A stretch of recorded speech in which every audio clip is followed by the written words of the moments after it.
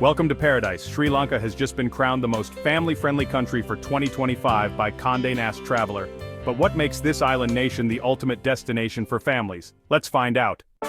Sri Lanka takes education seriously, scoring an impressive 0.7 out of 1.0 for its education system.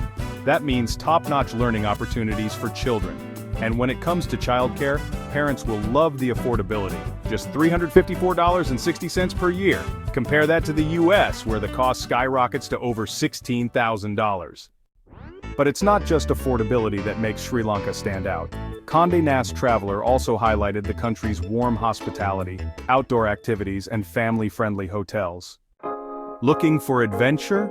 Sri Lanka is home to stunning wildlife, sprawling beaches, rich history, and mouth-watering cuisine. Whether it's exploring national parks, relaxing by the coast, or diving into the local food scene, there's something for everyone.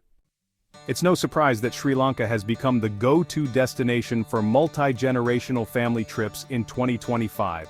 From affordability to adventure, this island paradise has it all.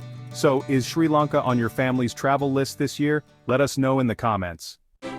Thanks for watching.